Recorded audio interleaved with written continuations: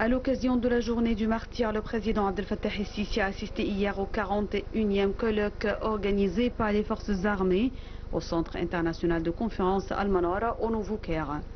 Le colloque a été tenu sous le thème « Peuple authentique ». Lors du colloque, le président el-Sisi a prononcé un discours où il a fait l'éloge des sacrifices présentés par les martyrs en faveur de la protection de la patrie.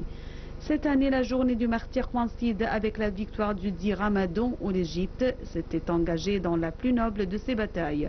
Bataille qui a ouvert la voie à la dignité grâce à l'unité d'un peuple et la robustesse d'une armée qui était déterminée à réaliser la victoire, a précisé le président el-Sisi dans son discours. Nos martyrs n'ont pas uniquement sacrifié leurs âmes, mais ils ont aussi offert un avenir pour l'Égypte, a-t-il ajouté. Dans son allocution de clôture, le chef de l'État a exprimé sa joie renouvelée de participer chaque année à cet événement, affirmant que cette rencontre est l'occasion d'adresser un message de reconnaissance aux martyrs qui ont incarné l'exemple du sacrifice suprême pour préserver la nation et ses ressources. Il a souligné que l'histoire de l'Égypte témoigne de la capacité de son peuple à surmonter tous les obstacles et à assurer sa sécurité et sa stabilité. Le président de la République a également mis en avant la coïncidence de cette célébration avec le 10e jour du Ramadan, une date qui rappelle l'une des batailles les plus héroïques de l'histoire égyptienne, marquée par des actions courageuses ayant ouvert la voie à la dignité et à la fierté nationale grâce à l'unité du peuple et à la résilience de l'armée. Soulignant l'importance des sacrifices des martyrs, il a affirmé que ces derniers n'ont pas seulement donné leur vie, mais aussi permis à l'Égypte d'assurer son avenir. Le président el-Sisi a réaffirmé l'engagement de l'État envers les familles des martyrs, soulignant qu'elles n'ont pas seulement perdu un être cher, mais ont offert à la nation ce qu'elles avaient de plus précieux. Il a assuré que l'Égypte n'oubliera jamais ses enfants loyaux et que les forces armées continueront de jouer leur rôle de bouclier protecteur face à toute menace. Abordant les événements mondiaux et régionaux, il a mentionné les défis croissants, notamment ceux liés à la cause palestinienne. Il a rappelé la position constante de l'Égypte qui refuse tout déplacement forcé du peuple palestinien et qui prône une solution fondée sur la justice et l'établissement d'un État palestinien. Avant de conclure, le président el-Sisi a salué les efforts du peuple égyptien et de ses forces armées au cours des dernières années, insistant sur le travail accompli pour renforcer les capacités nationales sur les plans militaires, politiques et économiques.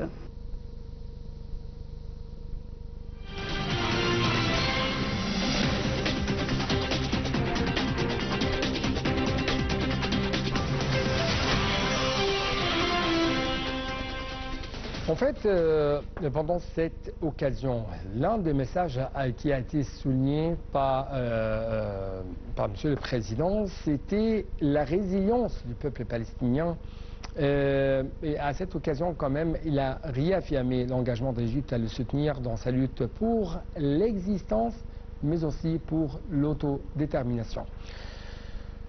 On trouve qu'au niveau régional, l'Égypte a condamné également mardi, c'est-à-dire hier, la décision d'Israël de couper l'approvisionnement en électricité de la bande de Gaza, dévastée par plus de 15 mois de guerre acharnée lancée par l'occupation israélienne contre les civils palestiniens dans la bande de Gaza.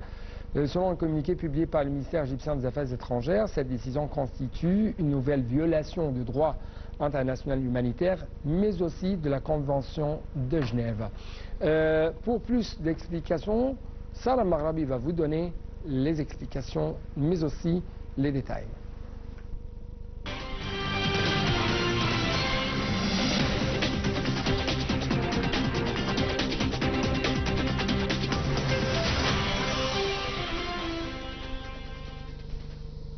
Le Caire a exhorté la communauté internationale à assumer ses responsabilités et à prendre des mesures pour mettre fin aux violations israéliennes du droit humanitaire international. L'Égypte a condamné hier la décision d'Israël de couper l'approvisionnement en électricité de la bande de Gaza, dévastée par plus de 15 mois de guerre. Selon un communiqué publié par le ministère des Affaires étrangères, cette décision constitue une nouvelle violation du droit international humanitaire et de la Convention de Genève. L'Égypte rejette totalement les politiques de punition collective menées par Israël, notamment la suspension de l'entrée de l'aide humanitaire, ce qui a entraîné une aggravation de la situation dans la bande de Gaza. C'est ce qu'a précisé le communiqué.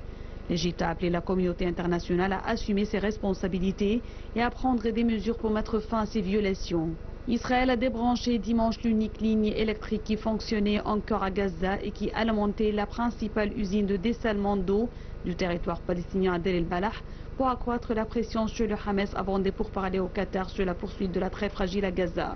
L'accord de trêve négocié par les trois pays médiateurs, Égypte, États-Unis et Qatar, a abouti à un cessez-le-feu le 19 janvier après 15 mois d'une guerre contre Gaza, déclenchée le 7 octobre 2023.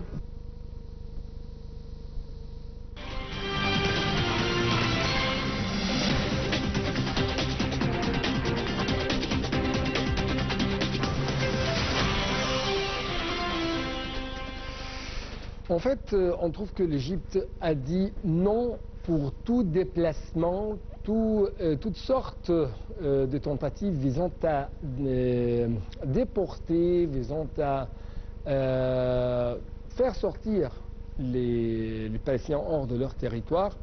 Mais aussi, l'Égypte a présenté un plan pour la reconstruction de la bande de Gaza.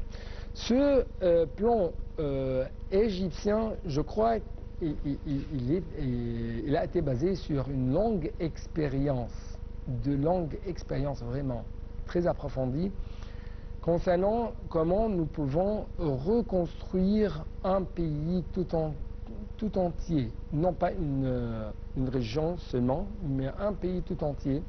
Et ça grâce à plusieurs initiatives, programmes lancés par l'État égyptien durant presque 12 ans, à partir de 2014, comment reconstruire l'Égypte tout entière, comment faire ou établir une infrastructure tout à fait sophistiquée, une infrastructure qui, oui bien sûr, nous investissons dans l'infrastructure, mais aussi nous investissons dans l'être humain. C'est pourquoi je dois actuellement vous proposer ce reportage concernant ce qu'on appelle vie décente. Et bien sûr, dans le cadre des efforts du ministère de la Planification, du Développement économique, pour assurer le suivi complet de la mise en œuvre de l'initiative vie décente, la ministre, Dr Rania Al-Mashhat, a examiné un rapport sur l'état d'avancement de la première phase du projet national de développement de la campagne égyptienne, de la campagne égyptienne de cette initiative présidentielle vie décente.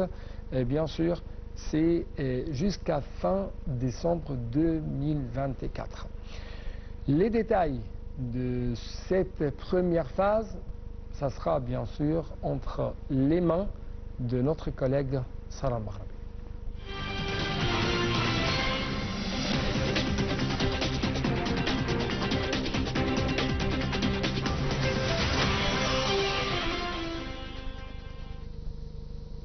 Dans le cadre des efforts du ministère de la Planification, du Développement économique pour assurer le suivi complet de la mise en œuvre de l'initiative vie décente, la ministre Dr Rania Al-Mashhat a examiné un rapport sur l'état d'avancement de la première phase du projet de développement de la campagne égyptienne de l'initiative présidentielle d'ici fin décembre 2024.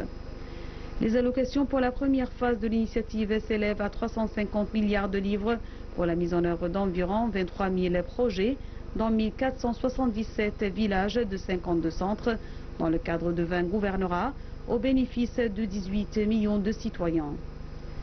L'objectif est que l'écart des gouvernorats de Haute-Égypte dans les allocations de la première phase atteigne 68% au bénéfice de 11 millions de citoyens, soit 61% du total des bénéficiaires. Selon le rapport, la valeur des allocations de la première phase dépensée s'élevait à environ 298,3 milliards de livres à la fin du mois de décembre dernier, avec un taux de mise en œuvre de 86,5%. 16 590 projets de développement ont été achevés et les gouvernorats de Haute-Égypte représentaient 58% d'entre eux, avec 9 658 projets achevés. Le rapport explique que le nombre de projets achevés visant à améliorer le capital humain dans les villages de la première phase de l'initiative vie décente, dans les secteurs de l'éducation, de la santé et de la jeunesse, représente 28% des projets achevés. En ce qui concerne la fourniture de services d'éducation préuniversitaire, le projet national de développement de la campagne égyptienne vie décente a contribué à soutenir les efforts de l'État pour résoudre le problème des classes surpeuplées fournir des services éducatifs dans les zones défavorisées et assurer la fourniture des codes sûrs aux élèves.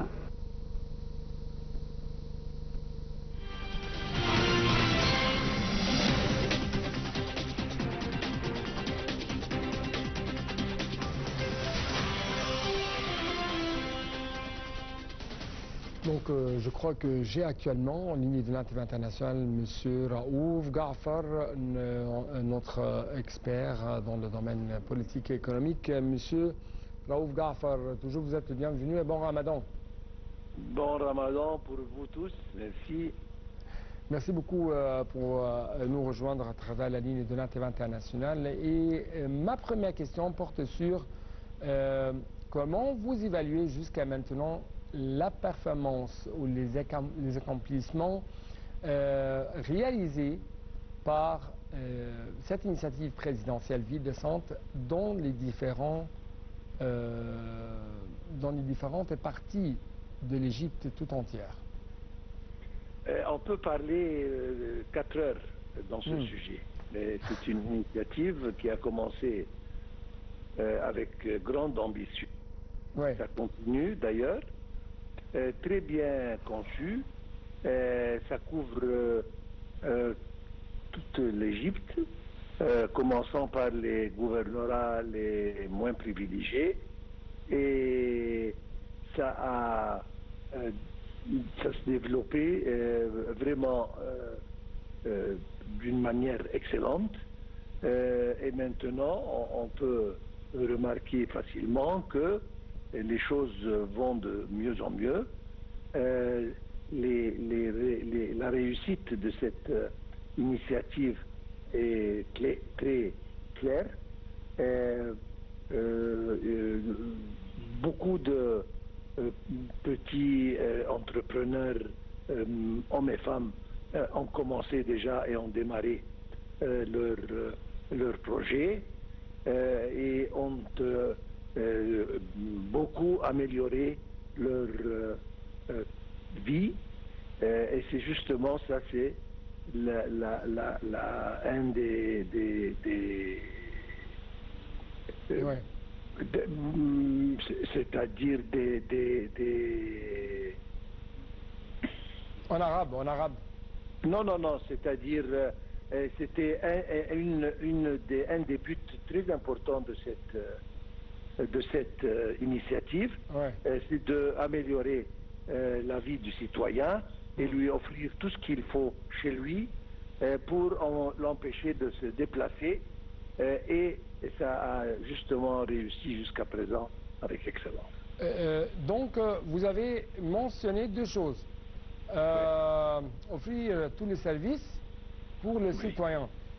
Oui. Ma question, qu'est-ce qu'il offre avec plus de précision ou exactement Ville décente pour les citoyens et comment cette initiative vise également à ne pas déplacer les citoyens de sa gouvernorat ou de son gouvernorat ou quand même comment ça faire une sorte de stabilité socio-économique pour les citoyens égyptiens.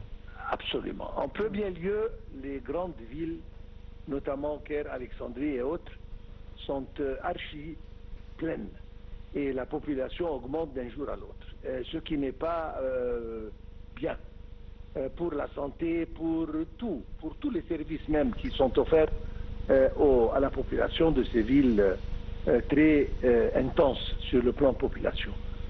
Donc pour garder les citoyens chez eux et que le gouvernement et l'administration aillent chez eux, ça c'est un pas excessivement important.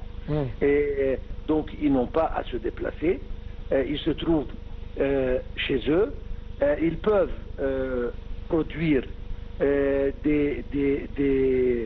disons des produits qui sont spéciaux de cet endroit, de ce gouvernorat.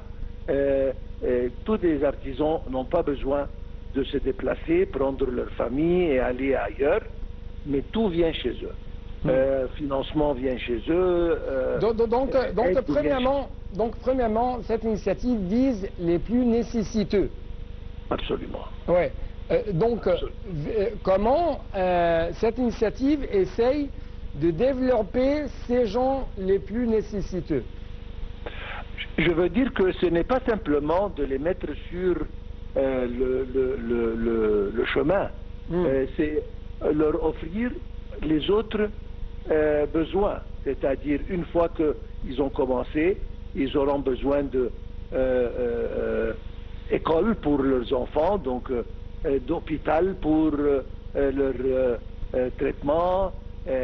Ils ont besoin de l'eau, de l'électricité, des égouts. Exactement, infrastructure, logement, tout ce qu'il faut pour une vie meilleure, va jusque chez eux et leur offre tout ce qu'ils veulent. Des routes, quand même, des routes très sécurisées. Parce que l'un des problèmes, ou plutôt l'une des causes les plus sérieuses dont souffre, ou dont a souffert énormément l'Égypte, c'était la mort à cause des accidents sur les routes.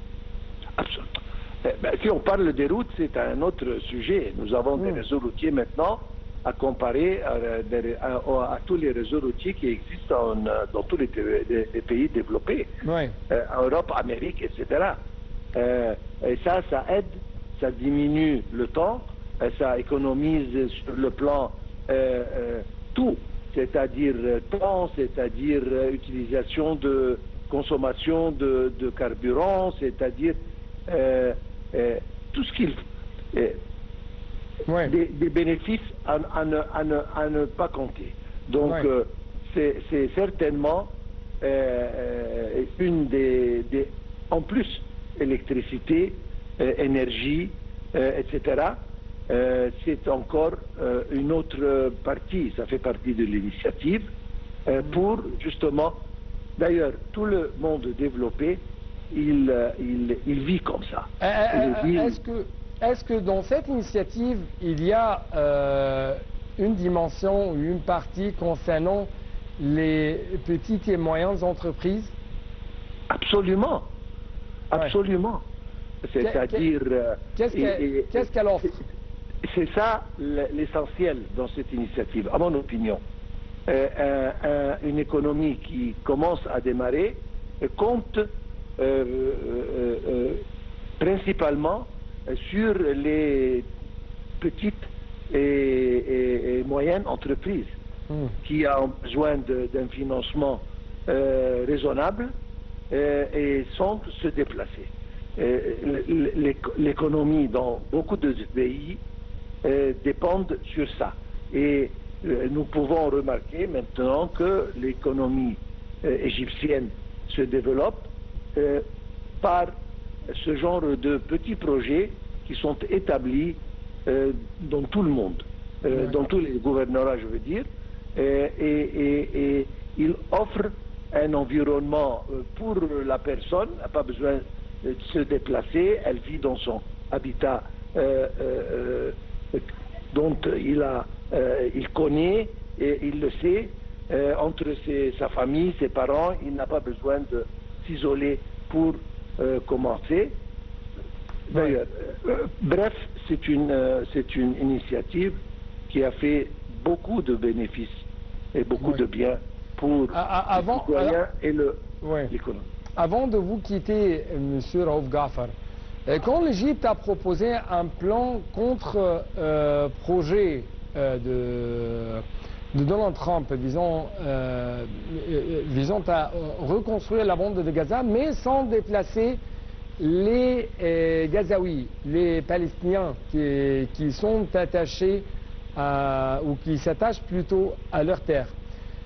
Donc, comment vous trouvez l'expérience égyptienne dans la reconstruction, cette expérience approfondie, cette expérience qui avait beaucoup d'instruments pour, si je peux dire, réduire le temps, réduire le coût, faire des accomplissements très rapidement sur le terrain?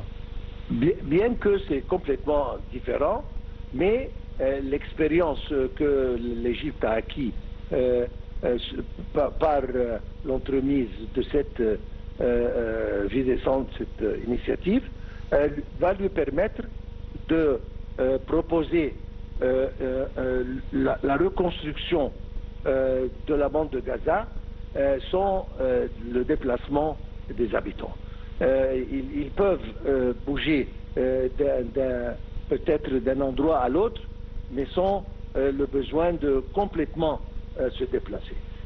C'est encore une fois, vous avez mentionné quelque chose de très intelligent, c'est que l'expérience qui a été, que l'Égypte a eue par cette initiative, je pense que ça va servir beaucoup dans la reconstruction, Inch'Allah, de la bande de Gaza, sans le déplacement. Il y a quand même des mensonges, si je peux dire, américains concernant qu'il faut reconstruire la bande de Gaza en déplaçant les gens, parce que l'Europe tout entière, après la Deuxième Guerre mondiale, a été reconstruite selon le plan de Marshall, sans déplacer les Européens hors du continent européen.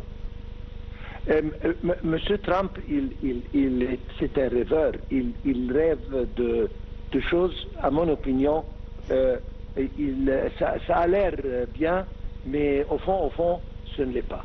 Ça sert, vous savez, ça sert le raisonnement d'Israël.